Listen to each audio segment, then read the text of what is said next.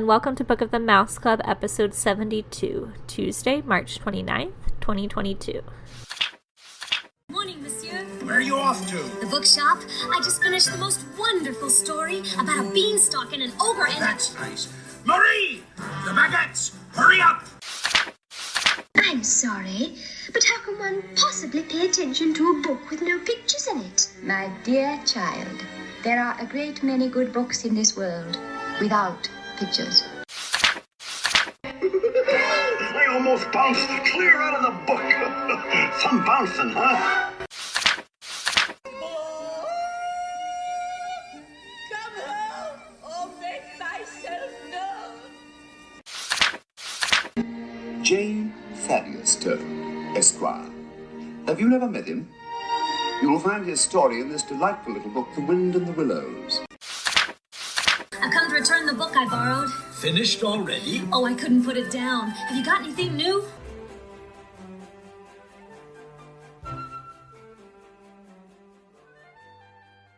Welcome back. I'm your host, Courtney, and I am joined, as always, by the research department to my analytics department, my lovely co-host, Emily. Hello, Courtney. Hello, listeners, and happy Women's History Month.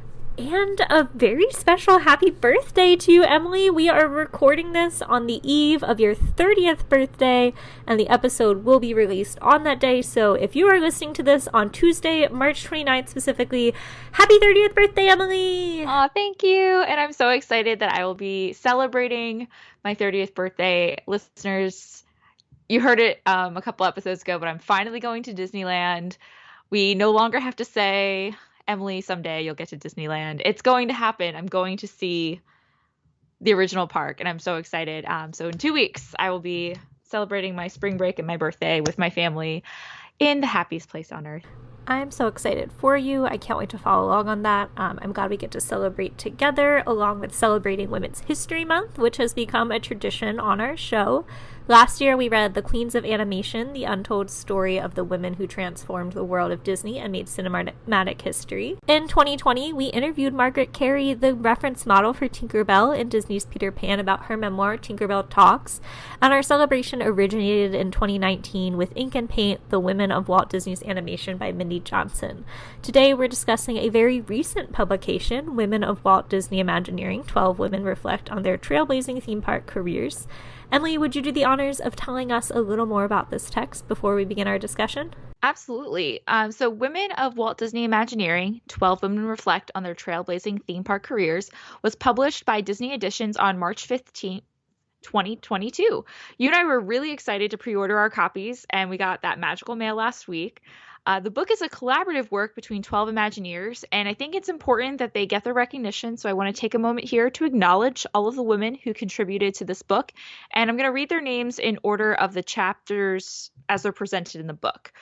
So we start with Maggie Irvine Elliott, Kathy Rogers, Katie Olson, Julie Svendsen, Paula Dinkel, Eli Minceff Erlandson, Tori Atencio McCullough, Pam Rank, Becky Bishop, Connollu Armitage, Lynne Macer Rhodes, and Peggie Fariss. So from the preface written by Ellie, we learned that this book started in 2014 as a personal project to document her 40-plus year career at Imagineering. And then that morphed into a larger project when she reflected and responded to other architects who she mentored and asked her questions about her career in architecture, specifically as a woman. And Olson then realized there's a much bigger story to tell here and opened the book up to more women to share their stories at WDI. So we read the synopsis last episode, but I think if we reread it right now, this will give us a good grounding for our discussion. So this is from the synopsis on Disney Edition's website. A dozen female Imagineers recount their trailblazing careers, capturing an era and preserving the stories they have told their daughters, their mentees, their husbands, and their friends. A dozen women Imagineers have written personal stories from their decades designing and building the Disney worldwide empire of theme parks. Illustrated with the women's personal drawings and photos in addition to archival Imagineering images, the book represents a broad swath of Imagineering's creative disciplines during a time of unprecedented expansion. Intertwined with memories of Disney legends are glimpses of what it takes behind the scenes to create a theme park and the struggles unique to women who are becoming more and more important, visible, and powerful in a workplace that was was overwhelmingly male. Each chapter is unique from a unique Imagineer's perspective and experience. These women spent their careers telling stories in 3 dimensions for the public. Now they've assembled their stories in print with the hope that their experiences will continue to entertain and illuminate. So, Court, we got these in the mail last week. It was so fun to get these, and we pre-ordered them. We were really excited when we saw this was coming out and picked this for our selection. So what was your overall impression of the book? Yeah, I think this might have been the first time we pre-ordered something. Certainly stuff has come out and, we've gotten our hands on it a little later, but this came on our radar a few months ago, and I was like, let's put that pre-order in, and hopefully it arrives in time to close out the month. It came on the 15th. Yeah, good job, Amazon. I got it that day. So we weren't quite sure. I guess I don't know. It probably listed the dimensions online, but I was like, I don't know what that means. So I was pleasantly surprised that it was not a coffee table size book, because those do intimidate me a little bit. Look, but it is a little larger than traditional novel. It's not a standard size, but it's not bulky. I can't put it in my purse, but I could easily fit it comfortably in a backpack. I think I'm gonna equate it to the size of the hardback Harry Potter books when it comes to height. That seems not tall. Not width, but I have my bookshelf next to me. Oh no, you're right. I own them in paperback. Sorry. It's actually a little bit taller than the 7th Harry Potter book. Okay. The one I've got next to me. Not that you can see me leaning over to compare my books. I trust you. So yeah, it was smaller than I expected, but only 231 pages. Yes, decent font size. What I really liked, I remember this was a little bit of a criticism that we had of Ink and Paint, was that we had photos of the women after you got through the forward, preface, and introduction. I just find that really helpful. I feel like I remember we were reading all of these stories in Ink and Paint, and then we got to the end, we're like, oh, those are all the women that they were talking about, kind of like a yearbook photo, whereas this, each woman had her own page, one photo, and then, I don't know, it almost felt like a playbill when you're at the theater. These are my accomplishments and my career in 5 or 6 sentences. But I like to have a face to the name, so I appreciated that within the formatting. It also had a nice jacket. The jacket, and then also when you take the jacket off, the book itself is the same print as the dust jacket. Oh, we talked about that with Kevin Rafferty, where his jacket is the statue, but then he had this beautiful hardbacked cover. So you're right, that's good that it's consistent. But it's consistent, and I love the theming of it. You've got a hard hat and the pencils and the paint cards, protractors, and I love the Imagineering symbol of Sorcerer Mickey. I love that's their logo. Drawings that represent landscaping. So you've got a little bit of everyone on here, just illustrated in the cover, and I love that. And it does feel good. It's a nice size book. Like I said, the font was great. This is going to sound kind of picky of me, but I loved that the photo section was neatly between 2 chapters and not in the middle of a chapter. So I ended a chapter, I looked at the pictures, I called it a night, I came back to the book the next day into a brand new chapter. Oh, I hate on Kindle, this is just an aside, I don't know if this ever happened where the photos are in the middle but you're reading it on Kindle and just all of a sudden you're like, and now I'm tapping through photos and I'm back in the middle of it. So I agree with you there. But I've had some books where I love a good photo section. I'm a big fan of having those. We've read quite a few books that have a photo section, but for some reason sometimes they don't put them at the end of a chapter. They just get inserted directly in the center of the book or something. Maybe it's a binding thing of where it just works best for where they need to print the book. But then I'm like, oh, but you just interrupted a whole chapter with 20 pages of pictures, and now that paragraph 20 pages ago continues over here. So that was a small, tiny nitpick thing on my end, but I loved it. Well, and with the photos, I liked that they were full color, glossy magazine print, which it easily set it apart from the rest of the book's binding. Because I've had some where it's just regular pictures and it's black and white. And I just love the last picture, which is all of them together. It says, and one time we were together, and it's all 12 women sitting in a circle in May of 2018. So this is pre-COVID life. It says, for a few days in May 2018, we assembled at a rented house in Yosemite to bang out ideas for this book. And then it tells you who's sitting where. And it just looks like they're having so much fun, smiling, and like all these women just reflecting. There's a bunch of Sharpies on a table. They all have papers and like it looks like their own chapters. So I love how truly a collaborative effort this was. Yeah, that's a book club that I want to join. But I guess they're a writer club because they all came together to share. So I was very pleased with this book, and it's one that I will prominently display on my shelves. Yeah, I'm very excited about this. But let's talk about the women in the book. I liked that in the introduction, Ellie laid out some very specific criteria, because I'll get to it when I give you my own opinion. I had a question when I was just looking at the cover where it listed all 12 of them, but then once I got to the explanation, I was like, oh, that makes sense. So her criteria was that she had 4 points. 1, a woman who had retired from Walt Disney Imagineering with a minimum of 20 years work experience in the Imagineering arm of the Walt Disney Company. 2, a woman who was a team player and team leader.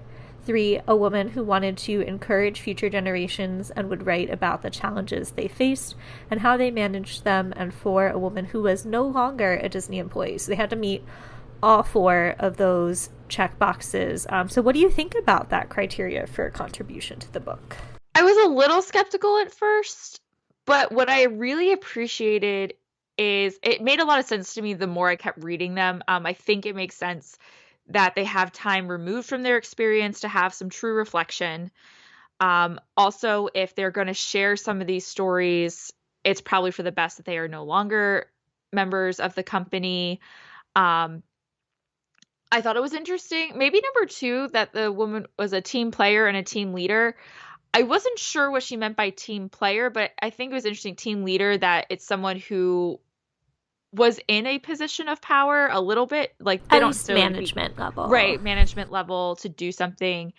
I do appreciate that she addressed that they recognize with this criteria, and at the current time this book is being published, that there are no women of color represented, and I appreciated that she called that out.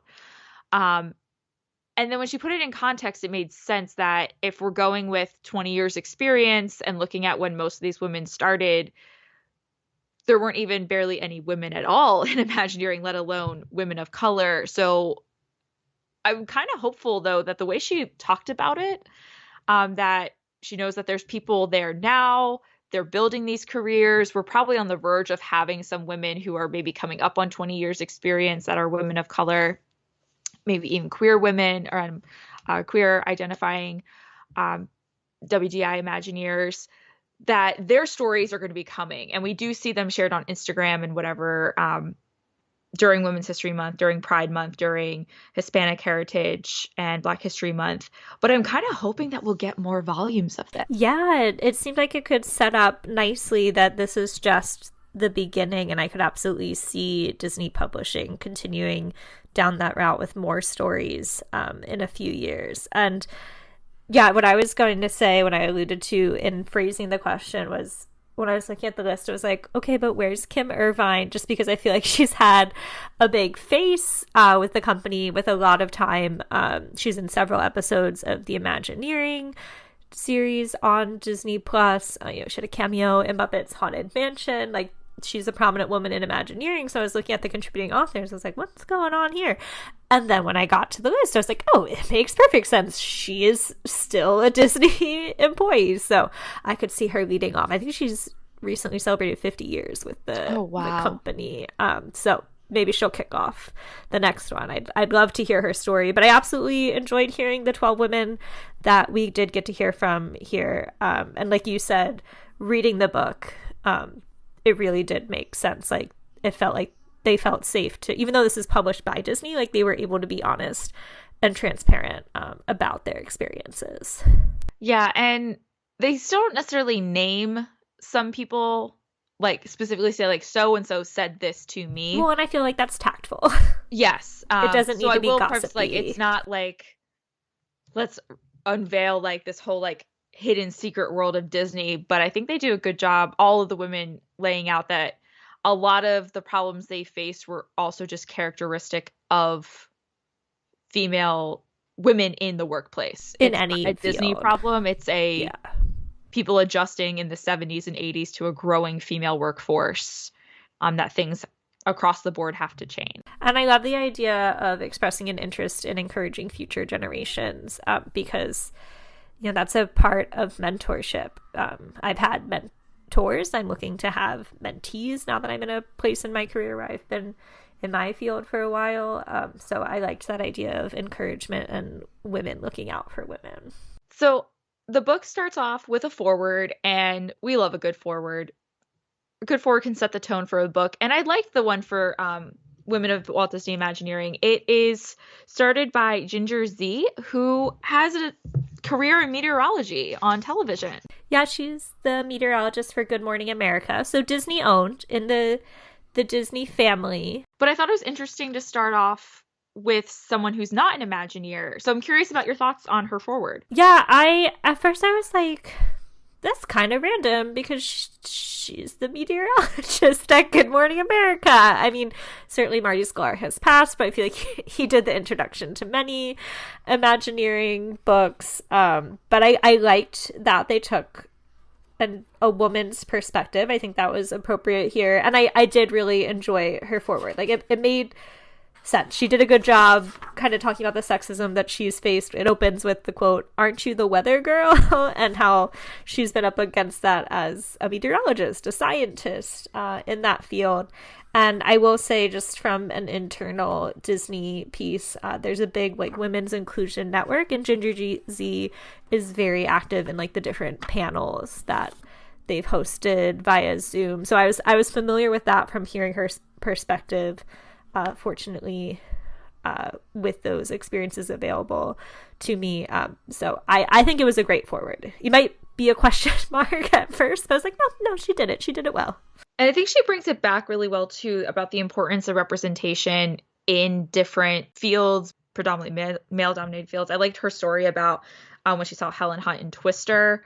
And even though she said, it was a film, it was fictional, and the science is completely far-fetched, but the fact that there's now a movie that has a female meteorologist as the main character, she had something to grasp onto, to be like, that's what I want to do. And I like how she grounds that as, this is why this book can be so important, that women can see themselves in theme parks, in Imagineering, in engineering, in light design. Like, there is space for people to be in these roles. So I really like how she brought that around with, again, amusing stories from her own experience. But I think it grounds it really well, that I was like, oh, that actually is I enjoyed the foreword a lot.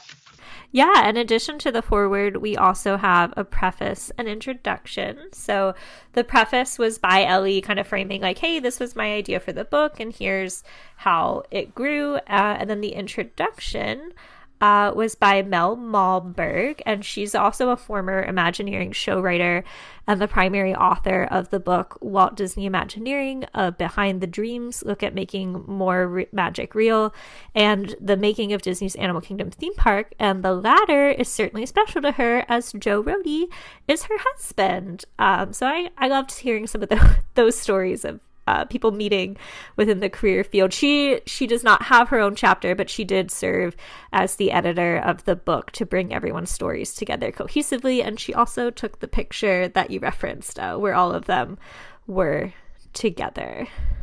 So what did you think of the preface and introduction? I liked the preface a lot. It helped.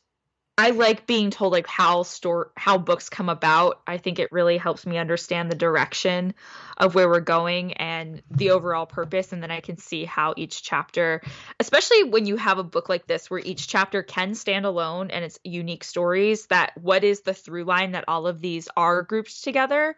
So I really appreciated Ellie's preface for that. And I love how she decided, this should be a bigger story. So I thought that was just really endearing. And then in the introduction from Mel Malmberg, the first thing I tagged, because I thought of you, Courtney, is she credits senior creative executive Tom Fitzgerald would urge, if you can dream it, you can do it. And I was just so happy that I was like, yes. Say Walt Disney. And not a Walt Disney quote. So it made me think of you. Thank you. Just because of how she credited that famous line. So yeah, I enjoyed that, and I thought it was cool. Like, we're getting more women's stories in here. So even though Ellie has her own chapter, having the foreword and the introduction from other women as well, we're getting more women from the company voice. So really, even though there's 12 contributing authors, you actually got 14. I love that we also got the COVID backstory of this book, because now that we are 2 years into a pandemic, we have reached the point where publishing has caught up with the pandemic. And so she acknowledged the challenges. She was living in Hong Kong. She had moved there with her partner, I believe, who still worked for Imagineering, her husband. Was part of the original expansion for Hong Kong Disneyland. So they moved to Hong Kong in 2019. And then in March 2020, Hong Kong was grim spot for the pandemic as it started to also spread to the United States. So she gave us a little behind the scenes, as if you've listened to our author interviews, we like to hear, about the publishing process and how there were cancellations, delays, a lot of internal stuff going on at Imagineering. The book came to a stop, and then they were able to pick it back up and get it published. So I really appreciated the transparency in that. I think that'll be a great historic reference. And in terms of the introduction, I think Mel did a great job of just contextualizing a bit of the history of Imagineering, and how it's transformed over the past nearly 7 decades. I feel like most of the stories here take place in the past 5, with a lot of these women entering the career field in the mid 70s. But she did a great job, I think, of just, maybe if you weren't too deep into Imagineering lore, like giving you the basics of what you need to know to progress through this book with some additional context.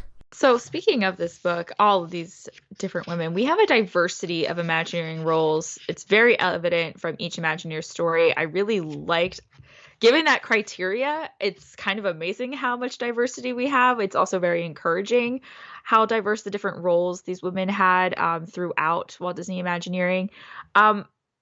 We've read books about Imagineers, so the more we learn, I'm always curious about this question, is how did these new stories now shape your understanding of what it means to be an Imagineer? Yeah, I'd love to, if you don't mind, just go through the list of each of their titles, so that our listeners know that diversity as well. I think I had an understanding that everyone who works at an Imagineering is an Imagineer, no matter what your field is. I feel like a lot of people think of an Imagineer as like a ride engineer, and that's probably because it has a very similar word in its root there, but there are so many different fields of Imagineering. So Maggie was senior vice president, Kathy was executive show producer. Certainly they all did many things. This is, I think, their final role in Imagineering. Katie Olson was principal color concept designer. Julie was concept show designer. Paula, principal show lighting designer. Ellie, principal concept architect. Tori, executive interior design. Pam, principal show lighting designer. Becky, principal landscape art architect. Karen, concept designer. Lynne, producer. And Peggie, executive creative development. So there's a wide range of different disciplines represented here, which I think is great. I enjoyed hearing their stories overall, but if, let's say, you're in the lighting design field, you get to hear stories from 2 people within your field and what their experiences were like.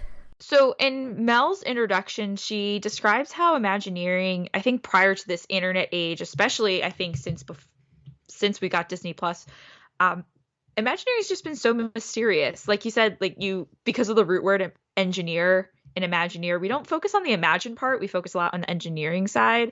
And I feel like I'm always with people who are not quite as read or fanatic about Disney whenever I talk about Imagineers. Like when we had our interview with Kevin Rafferty, and I was like so excited and telling people, I was like, yeah, he's an Imagineer. They're like, oh, what ride did he build?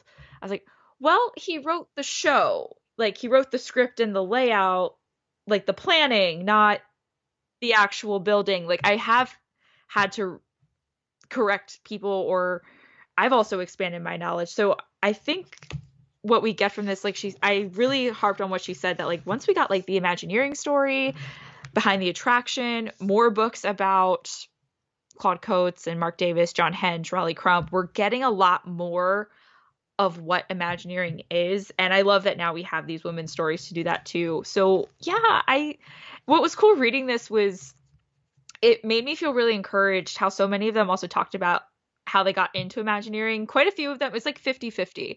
Like half got in because they have family that has worked in the Disney company. So like Disney's a family enterprise. Like that's what you do. You go into the family business.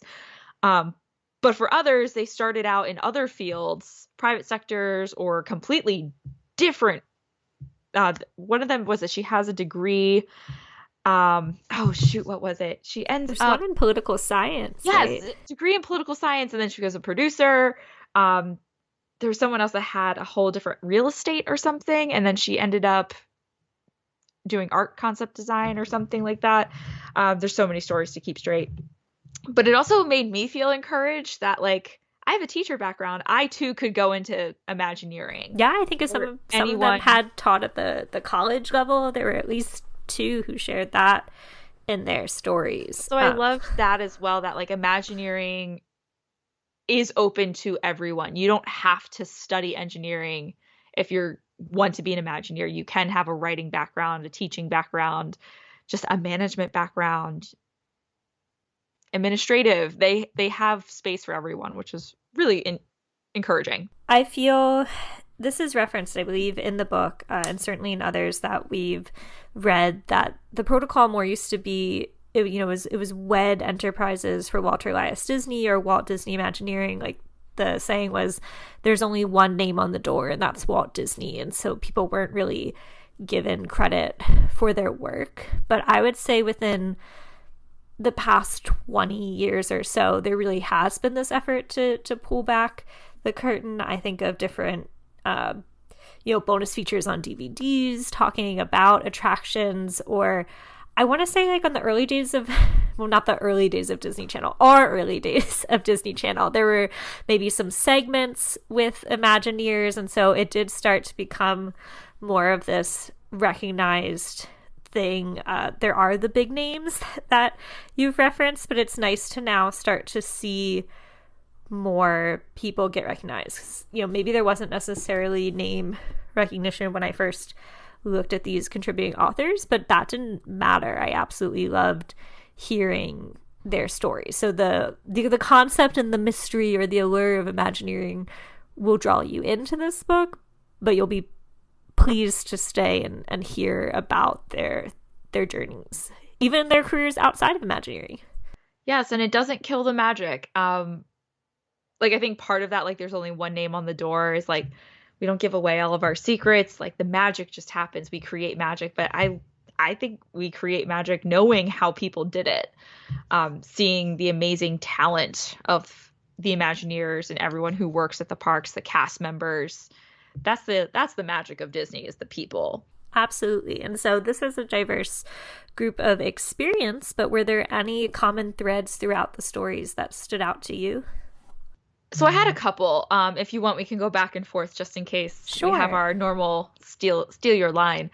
The first one I'm going to bring up, which was super evident to me like 3 chapters in, is they all talk about Marty. Marty Sklar is the godfather of Walt Disney Imagineering. He is the successor to Walt and Roy. They all had just such wonderful things to say about Marty, and I felt like a lot of the other stories we've read before that they all can contribute. And it's so nice to continue to hear good stories, because like who I have in my head as Marty and the 2 minutes I spent with him when he signed my book, like I love when you get that confirmation that he really was a good person. And some of the stories you read of him standing up for these women and like coming through with like, was it Becky Bishop's story about the poinsettias? That story is fantastic. And she finally gets him on the phone and he goes, "You tell them that you're in charge." Like he completely stood behind her, was like, no. These people need to start listening to you. And other times that he stepped in and gave like encouraging thoughts. And many of them were like, I didn't even realize Marty knew who I was.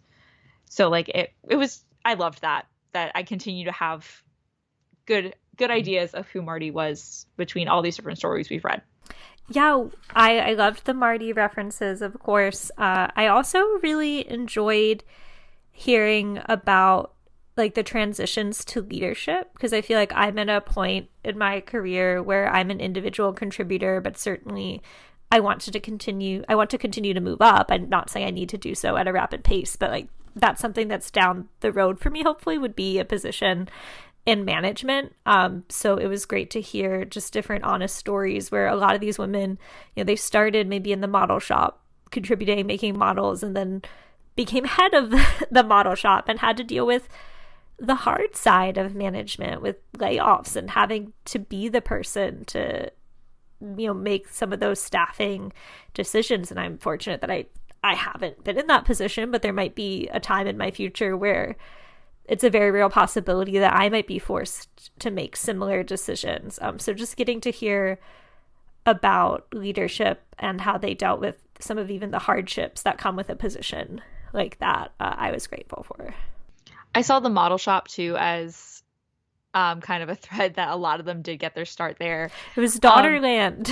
Yeah, Daughterland all the time. But also floored me of like, were there really that many summer jobs just like chilling around Disney? Like maybe this is what happens when you don't grow up in Burbank area in Anaheim, that there's just like, hey, we need a summer job of people making trees for our models. And then suddenly they're there for 40 years and moved. Like, where was that when we were kids? We were living on the East Coast, not anywhere in the vicinity.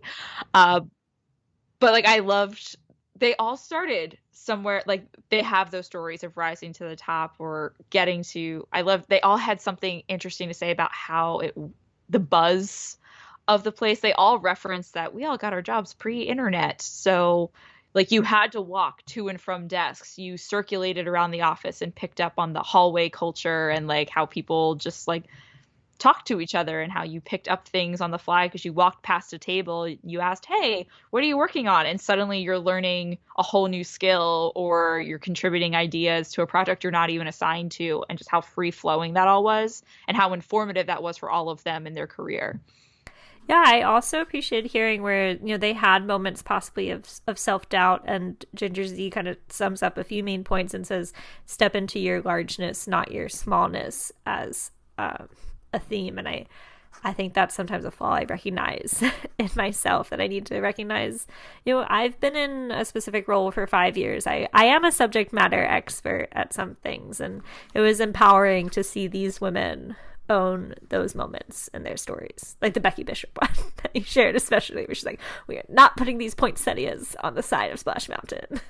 I'll come back to that because I have so many thoughts about that story. But one last through line that I can think of too is a lot of them emphasize that they never thought about being the woman on the team, like how now we're looking for that recognition. We're trying to give that recognition. But at no point were they like, okay, I'm the woman on the team. I have to do this for future women. They just wanted to do a good job and be part of the team. And a lot of them reference that is also advice of not putting that kind of pressure on yourself of being representative of all women on your team or being representative of all women, on your team. But that most of them really didn't recognize some of the trials they were going through as women until they actually faced them. Like, you don't recognize it. A lot of them were like surprised by some of the obstacles they faced because they never thought that would happen in a workplace, which is not encouraging, but something that I noticed was in common for all of them. But also they weren't looking for recognition for being the woman in a male-dominated field. They just wanted to be there. Yeah, to explore their passions and just be the best at their job because they were, not because they were a woman. So let's talk about some of these women specifically. Did you have a favorite chapter or Imagineer? It's so hard to pick because I feel like there are things that I like in each of them, but I have a few highlights. Do you want to alternate again? All right. Well, let's just go ahead to Becky Bishop because we've mentioned her twice. Interestingly, she has 2 chapters. I was kind of confused why she had 2 isolated chapters and not just put them together. Yeah, narrative.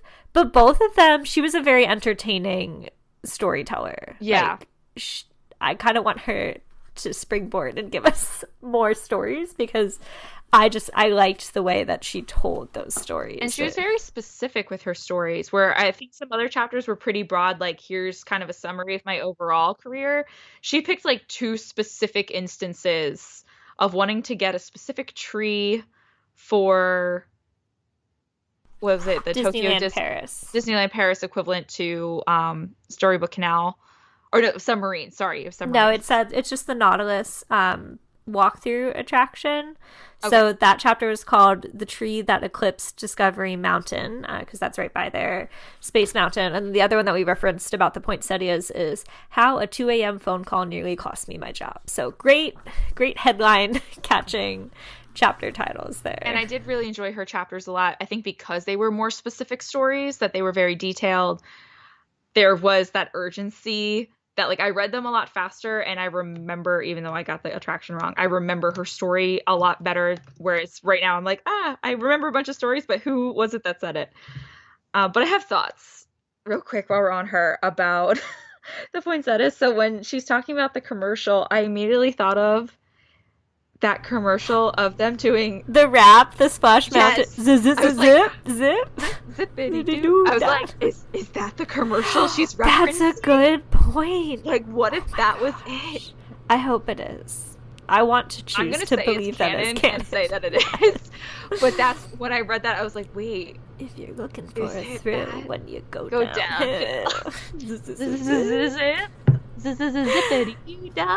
Yeah, that was fun, and I liked that. You know, we did have that section of photos, but she has a scanned letter from Marty and Tony Baxter that says, Becky, we really appreciate your dedication at 3 a.m. yet regarding the plastic flowers at Splash Mountain. Thanks for making sure they did not mess up all of the great work, including yours, that was accomplished in creating Splash Mountain. So that was a nice little memo to include there. Someone that I liked Paula Dinkel's chapter.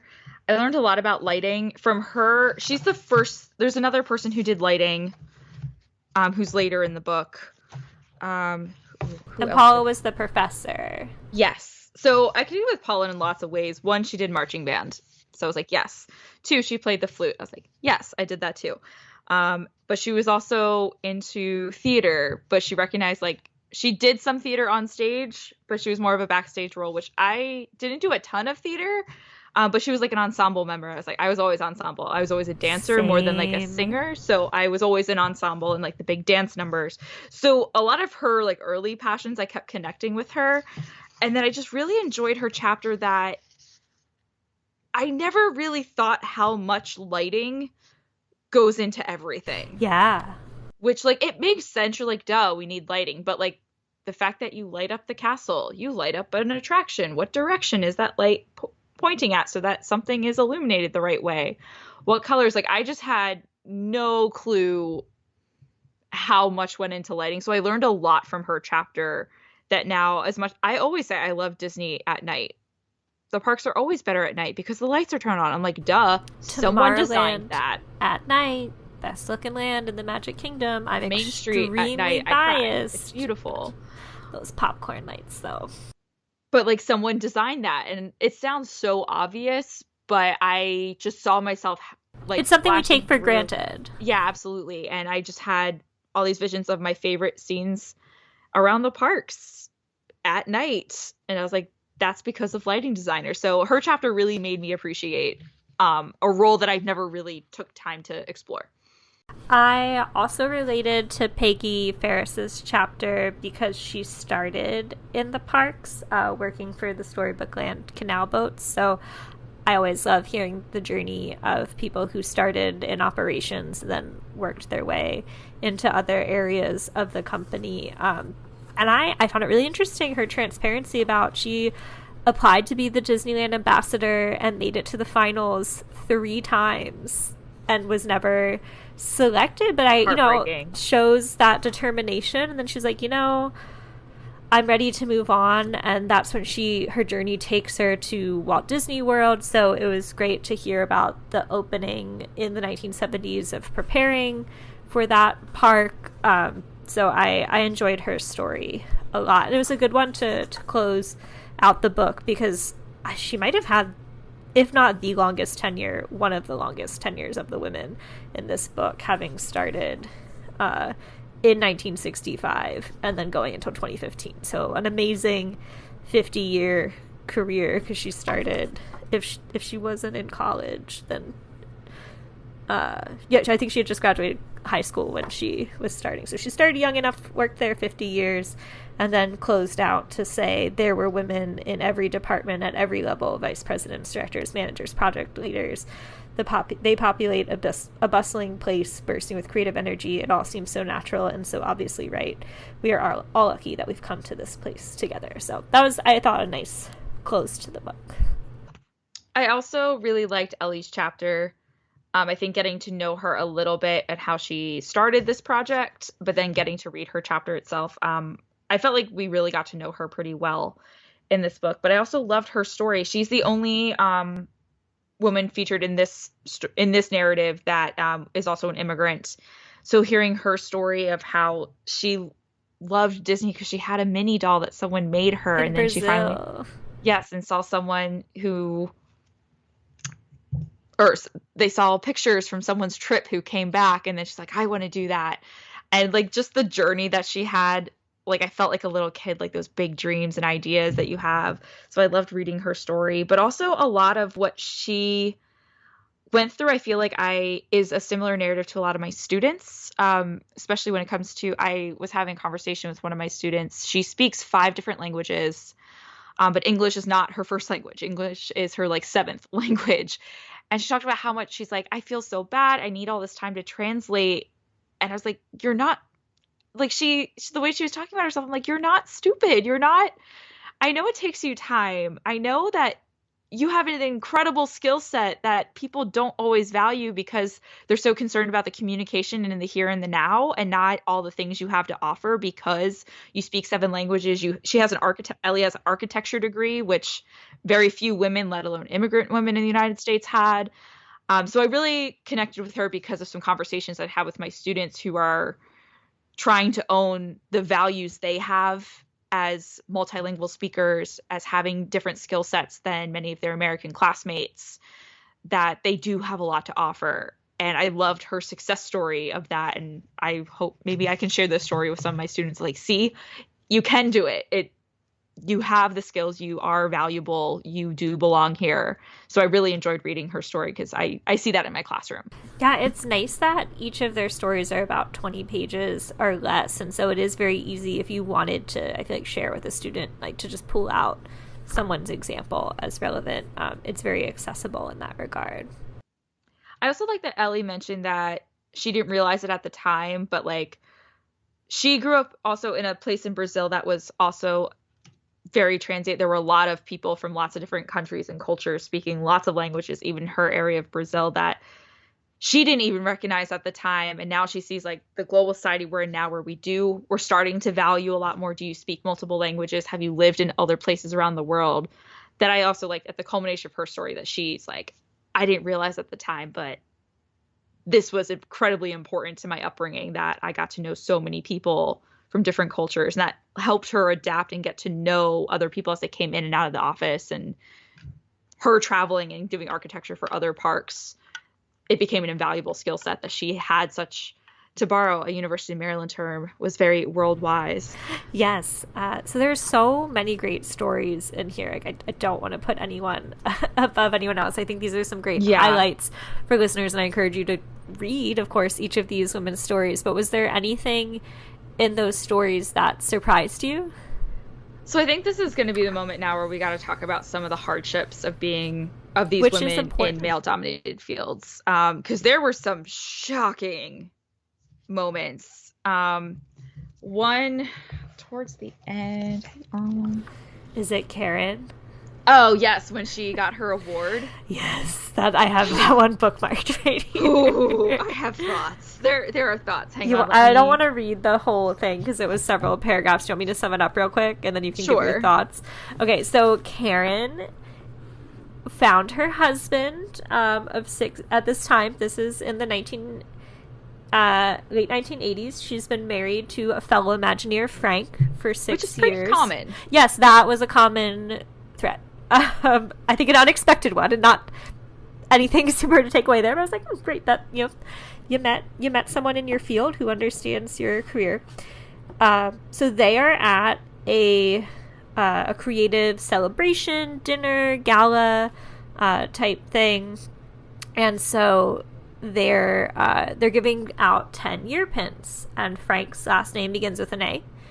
So he goes up first, and they praise his accomplishments. He headed the design for the Wonders of Life Pavilion, art directions, and they asked him to stay on stage because, of course, with it being alphabetical, she shares the same last name. So she's up next, and she says, "I will never forget what was said. Quote, well, what can I say? For sure, the biggest achievement of Karen's career in the past 10 years is that she managed to marry this man, Frank Armitage." End quote. And that was it. And I was like, seriously? I was like, you have nothing to say about her. It's her 10-year career. Yes. And all you have to say was she got married to this guy. Horrified. She puts, "I was startled, confused, shocked. I could hardly breathe, let alone talk. So I returned to my seat." So that was a very honest credited moment. her career back to her husband. And I'm sure he's a lovely person. Yeah, I was curious to hear what he had to say about, like, he's here trying to, like, cheer on his wife. And it's like, oh, haha, you brought it back to me. My time was done. Why did we mention me again? But yeah, I was just like, oh my gosh, 10 years. And she handled it so well. Like, I would have been mad. But how I don't want to say that she shouldn't have gotten recognition, and I think she should give herself more credit, but that she said in the bathroom, like, she really took a moment to focus for herself, like, what are my accomplishments in the last 10 years? And that it was more important for her to recognize her accomplishments than have someone else recognize them. Like, she knew her worth. So even though that's a horrifying moment and incredibly sexist, she still knew her worth. Which I was like, I admire you a lot, but I still want to give a talking to that guy who was announcing this. I appreciated her vulnerability because I think, many people have had an experience of retreating to a bathroom to cry. Like, that is just a moment that shouldn't be happening all the time. Like, you've had those vulnerable moments where, like, I need to excuse myself. I need to let my very valid feelings out, gather them, pick myself back up, and continue on with everything. But I think that was one of the most I'm trying to think of it. That one was just shocking. Yes, that was one of the most surprising ones. We got, like, a little bit of passive sexism. I forget whose story it is, but she's like, well, that was the first, my dad said you're going to encounter idiots in your life. And she's like, that was the first idiot I encountered. And that person was the second in some hardship she faced. But the Karen one, I was like, I held my breath for her in that moment. Yeah. Another one that I saw in a couple of different chapters, I'm looking at Paula's chapter right now, but several women talked about working with the construction workers, that this is a field that I think we also see shown in movies, documentaries, that construction tends to be a very male-dominated field, and one where a lot of sexism, like, this is not the first time I've heard about construction sites being problematic for women. But yeah, a lot of them brought that up, and I bookmarked this part in Paula's chapter where she recognized, where someone, like, laid out for her, like, why does this keep happening? And, like, the mentality she needed to read this from, and not to justify it, but to realize, like, this is what you're walking into. She said, I expressed my frustration about the construction workers with one of the contractor's supervisors, and he explained it this way. When a man walks onto a construction site, it's assumed that he is okay until he fluffs up and proves otherwise. When a woman walks onto a construction site, it's assumed that she is a fluff up until she proves otherwise. So I think that was a good illustration that, one, I appreciated that her supervisor understood the uphill battle she was climbing. But two, I think it was important that she include that in the chapter to recognize, like, even though she was walking in as a a project manager in charge of telling these workers what to do, she was still at the bottom of the hill, even though on paper she's at the top. Were there any other shocking moments for you? I'm flipping through my tab.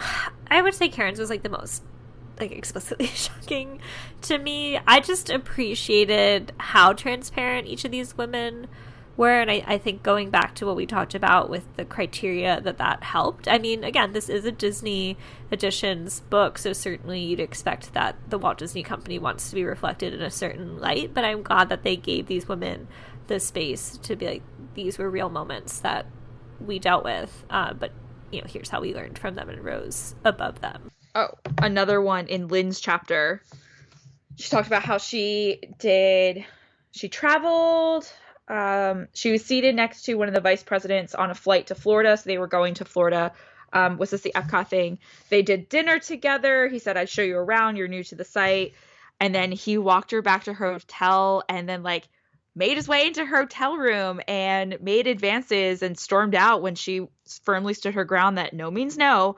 But then she felt compelled to then immediately go out in the hallway and say, like, please wait. And I said, quote, I approached him and said, it's not you, it's me. I enjoy dinner. It's just that I don't do this. In fact, I've never done this. Please. He seemed to soften. I wasn't certain I wouldn't suffer consequences. When I returned from Florida, I made a point to go around to his office and demonstrate that there was no hard feelings, particularly when I had an assignment that related to his division. He and I remained on good terms. I did not get fired, end quote. I was just like, the fact that she felt compelled that she has to make sure that he's okay. I was like, oh my God. But this is a different time. She was concerned about her career, that if he for some reason he's a vice president, wanted her to move off a project or to demote her, like it was firmly in his power to do so.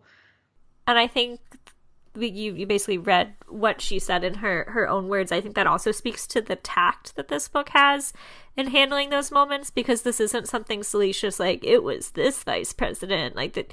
Nobody ever really names in these honest depictions, and I don't think we should expect them to. It's more about, this is the hardship I faced, not who caused that hardship for me.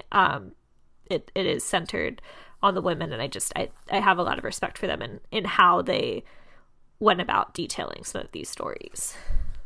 And then some other things that were not surprising but made me really think was about how women are perceived in other cultures. A lot of them had experiences, particularly traveling to Hong Kong, Shanghai, and Japan, in Tokyo, and how they had to re-navigate how to operate because cultures are very different too. It's not, I don't know if you would call it sexism when it's a cultural difference. I don't really know how to navigate that right now, but like how they had to like, some of them talked about like creatively inserting themselves into situations of like how I would manage my American coworkers. I had to do differently because their perceptions of women are very different in Asian cultures. They weren't used to having women in management, whereas that's coming sort of a norm in the United States. So they had to approach it a little differently, or like how they introduce themselves. They had to be very friendly or give high praise.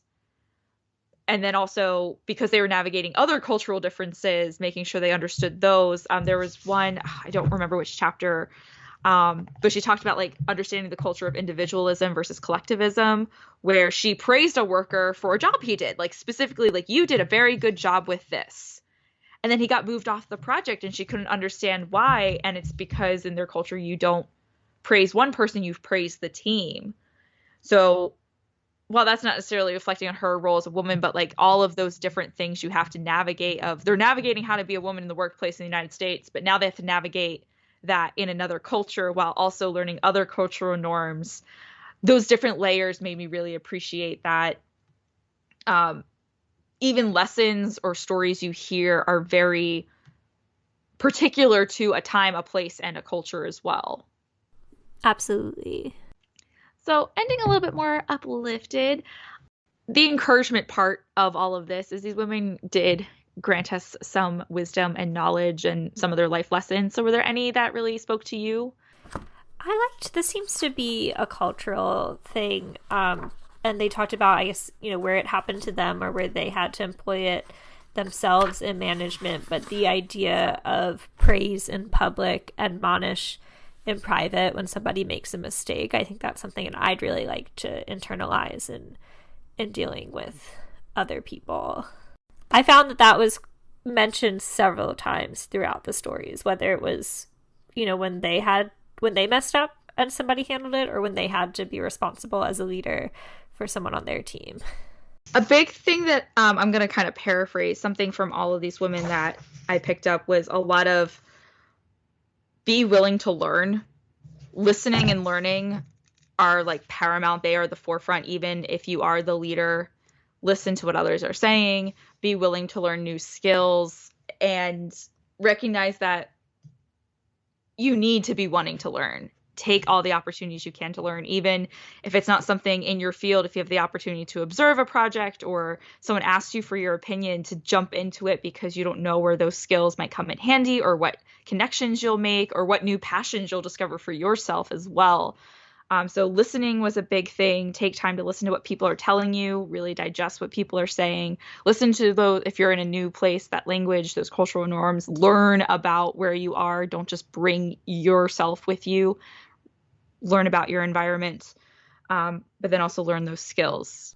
Yeah, I think that's just the tip of the iceberg of many great pieces of advice in this book. We certainly want our listeners to read it. And would you like to share a little bit of encouragement you found for doing so?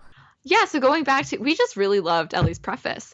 So to end our discussion here, we want to share that Ellie mentioned in the preface that all proceeds from that the authors earn from this book will be donated to charitable organizations of their choice, predominantly to help women pursue educational opportunities that interest them. So from our conversation, I think it's clear that both you and I really enjoyed this book. We highly recommend it. It should be added to everyone's shelf. But if you need a little added push, maybe instead of buying the ebook, or actually buying the ebook would probably work too. We love our libraries. We do.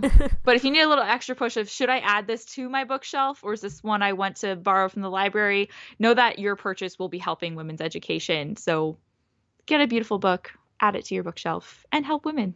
Yes, we always do love our libraries, but wanted to especially call out that wonderful charitable side of this book. And we also, of course, have our extra resources that we love to leave with our listeners. So we are fans of former Book of the Mouse Club guest Dan Heaton's The Tomorrow Society podcast, and Dan conducts great interviews, and several of these contributing authors to his book have been among his recent guests. You can check out the Tomorrow Society podcast wherever you find our show, and enjoy episodes with Connollu Armitage, which released just earlier this month, a few weeks ago, and Peggie Fariss in 2019, as well as many other maybe lesser known Imagineers if you're interested in Imagineering in general. And then I was super excited. So this brought me back to my history undergraduate thesis days, where some beautiful imparting knowledge I got from my professor was always look at the bibliography. If you're hurting for sources and you're like, I only found 2, look at their bibliography and pull their resources. Well, this book has a bibliography, and I love that it's from the women themselves. So it says, it's the very last few pages of the book, bibliography, quote, "We're so often asked to recommend books about our various fields. Here are some titles to explore. All our print titles, some are available as audiobooks as well," end quote. And there's a list of probably 15 books here that have to do with their field. So if you want to learn more about lighting, interior design, production, theater, and how that translates to the theme parks, there's lots of color. I loved the chapters learning about color to the colorists. There's lots of things written here, including our favorite Bob Thomas, Walt Disney American Original. The feminine movement. So there's something in here, I think, for everyone, that if you do get your hands on this book, I highly encourage you to check out the bibliography. That you can, it's not just learning more about Disney history, but also about these different fields that go into Imagineering as well.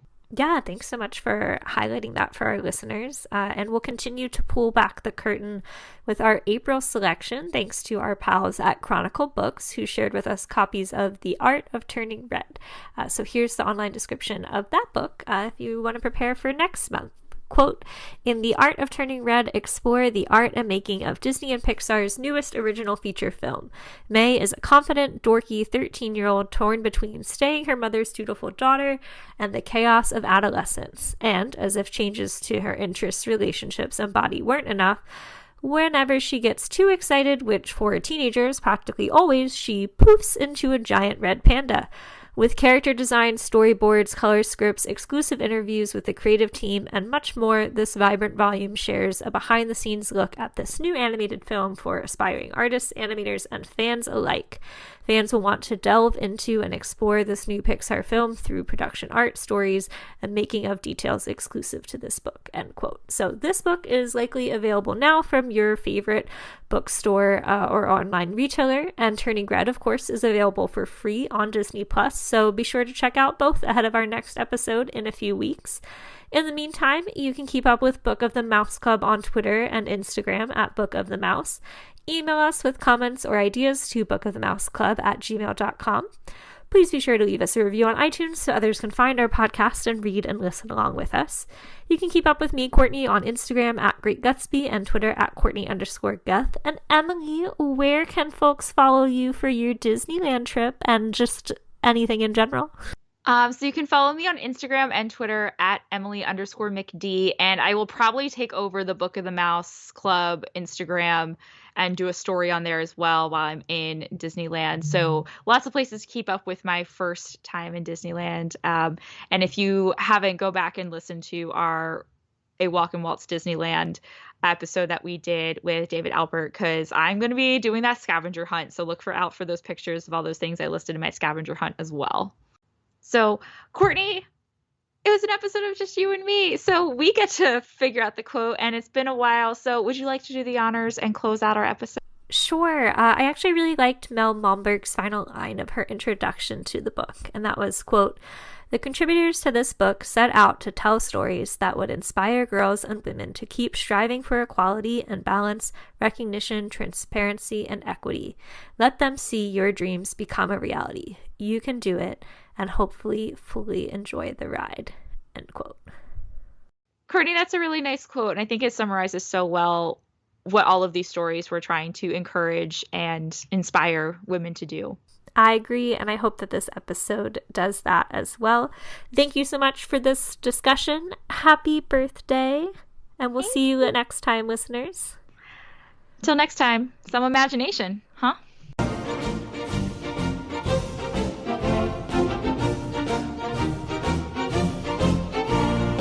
The Mouse Club has no affiliation with the Walt Disney Company. The views and opinions expressed by hosts and participants are theirs and theirs alone. They do not represent the organizations or companies they happen to work for.